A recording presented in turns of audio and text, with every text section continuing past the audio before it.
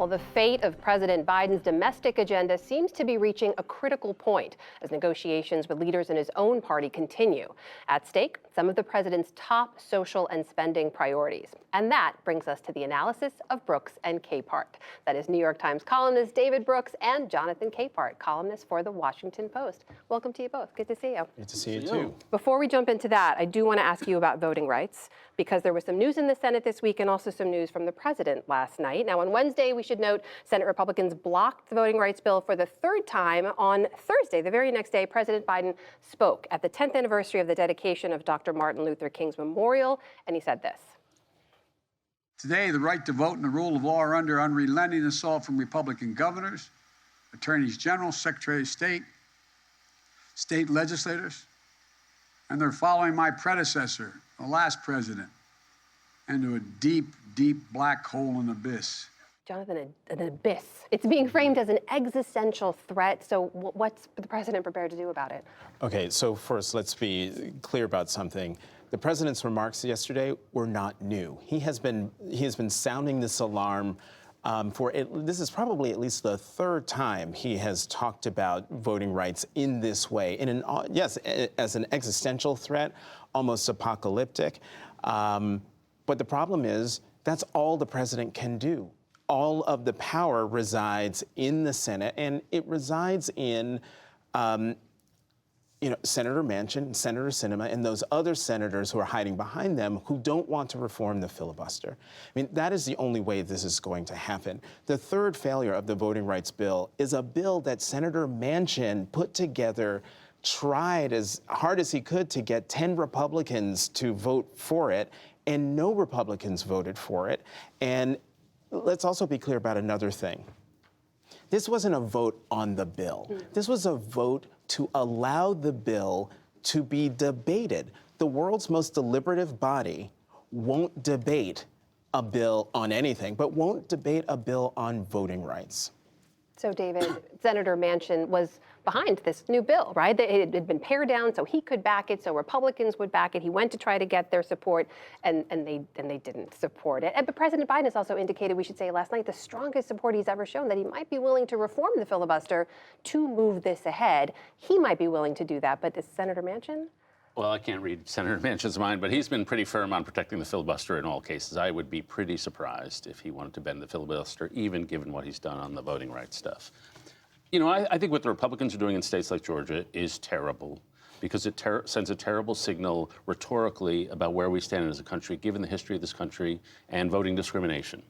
But I don't think we should get over the top about this. There are two big myths about voting rights and voting laws. The first myth is that when you change the voting laws, you depress turnout. This has been studied a lot. and the overwhelming evidence is that you can do what Georgia did and make it harder to vote. Voters vote. They find a way to vote. And so it just is not true that changing the law will depress turnout by and large. Second, the second myth, which is believed by both Republicans and Democrats, which is if you increase turnout, that's somehow good for Democrats. People have studied it. There's a book out called The Turnout Myth by Darren Shaw and John Petrochik. And they look at centuries of data on higher turnout election, lower turnout election. It doesn't help Democrats. Republicans are convinced somehow it does. Democrats are convinced somehow it does. It has no partisan effect. And so we've got these mythologies about how turnout actually works. And they cause people to do, in the case of Republicans in the state houses, pretty terrible things. Okay, I need to jump in because this isn't just a turnout issue here, what's happening in Georgia, what's happening in Texas. They're making it harder to vote. If you do jump that hurdle to be able to vote, they might not count your vote. It might get discarded. If your vote does somehow get counted, and this is the most important thing, the law in Georgia, and I also believe it's also in Texas, that if they don't like the result of the election, they can change the result of the election. And that is what makes what's happening in the states right now super, terrible, and why the president is speaking in the way he's speaking. It's not just suppressing the vote. It's not just trying to squash turnout. It's about changing free and fair elections, because Republicans, because that's who's doing this, Republicans are afraid that they can't win any other way. Is there any way this moves forward with Democrats unless they change the filibuster rules? I don't see how. So let me ask you about this then, because the president did give this town hall last night, David, to CNN. He spoke very plainly about a number of things. He was asked about the filibuster. He said ending it would have to wait until after his spending bill passes, right? And we should note that Speaker Pelosi said earlier today that the 90% of that bill is now agreed to and written. I just want to bring people up to speed on what we know about it, on the Build Back Better proposal. The overall price tag is now under $2 trillion. Paid family leave is down to 4 weeks instead of 12. Free community college has been removed. And the latest news we now have is that Senator Sinema has been opposing the income and corporate tax rate increases. So, David, we know all this because the president spoke very plainly about it. And I wondered, as you watched him, what did you make of just how he's kind of laying it all out there? This is where we conceded. Yeah, I was stunned actually that he was so open because they're still in the middle of the negotiations, and presumably every source on the Hill says a lot can change, but he went ahead and said what's in, what's out, maybe as a way to prepare people who are going to be disappointed. What happened in this bill when they first drafted it is everybody got everything. It was Christmas, and it was Christmas in rich people's homes. Like everybody got everything, and now they have to make some choices. And so they've made some choices. Some choices I think are quite unfortunate. They've put at risk the size of the child tax credit, which I think is the single best thing in the whole bill, which really does reduce childhood poverty to a great degree. Some choices they could wander into could be very good choices. They've lost the core of the climate change. But senators like Ron Wyden, Democrat from Oregon, is talking about a carbon tax. And that would solve a lot of things at once. It would help reduce carbon emissions, but also raise revenue to pay for this stuff. And so I still think a lot is under negotiation. And what I'm looking for is there a theme to what they leave in and what they take out? Do they have an overall theory of the case? In my view, we've spent the last 40 years funneling money to rich people with college degrees. We should have a big spending bill that funnels money to people without college degrees who are in the working class. And that would be my theme. Decide what to come and goes. Right now, I'm not quite sure I see it. So for anyone who wasn't watching last night, I just want to play a quick clip of the way that President Biden talked about some of those concessions when it comes to paid family leave and community college. Take a listen. How much time off would parents actually get under your proposal? Because at one point you talked about 12 weeks. Yeah, it is down to 4 weeks. And the reason it's down to 4 weeks, they can't get 12 weeks. But here's the deal. So far, Mr. Manchin and one other person has indicated they will not support free community college.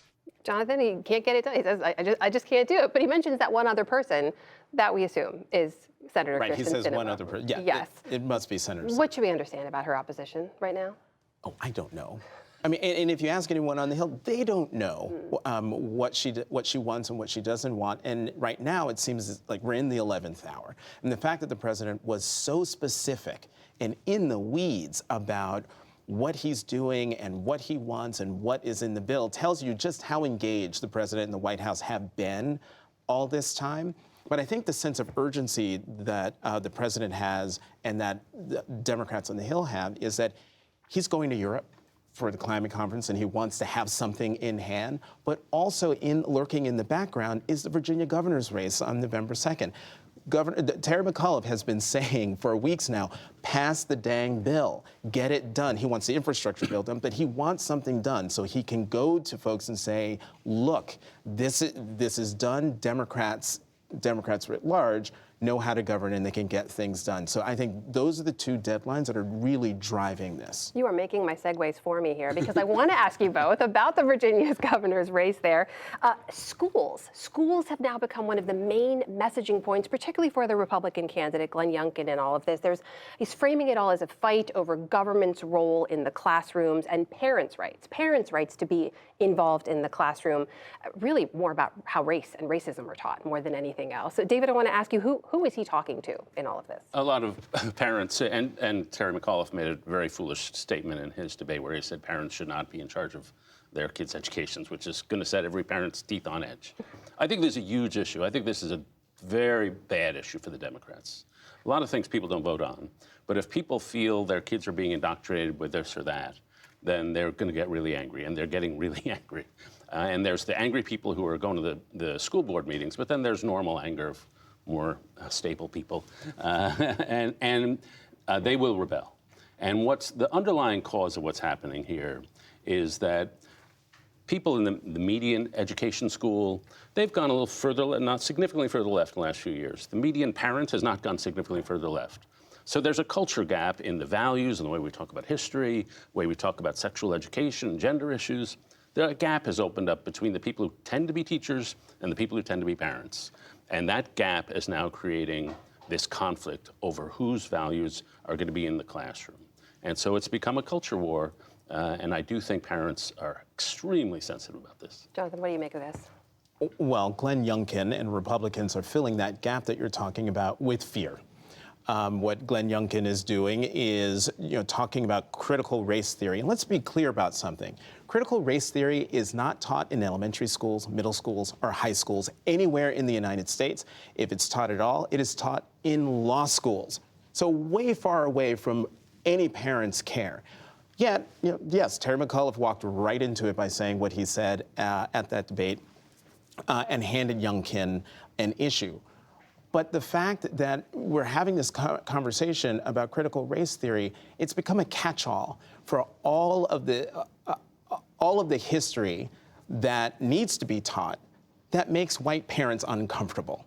And you put your finger on it. This is a conversation about race. And Youngkin is using race and fear as a way of trying to garner votes, pull out Trump voters, pull out squishy Republican voters who might not want to vote for him, but they view this as an issue, as, something that makes them angry. You're going to try to indoctrinate my children, as opposed to trying to teach your children the true history of this country. That's what all of this is about, and there are people who are afraid of that. I have 30 seconds. This is clearly resonating. We saw those pictures. That was a school board meeting. Those were parents on the floor under the sheriff's knee there. Are we going to see more of this through 2022? Yeah, I think this is going to be a gigantic issue nationwide, and I have a lot more to say about it. Got it again. Let's reconvene soon and continue that discussion then. Gentlemen, I can't thank you enough. Always good to see you. Jonathan Capehart, David Brooks. Thanks, Amna.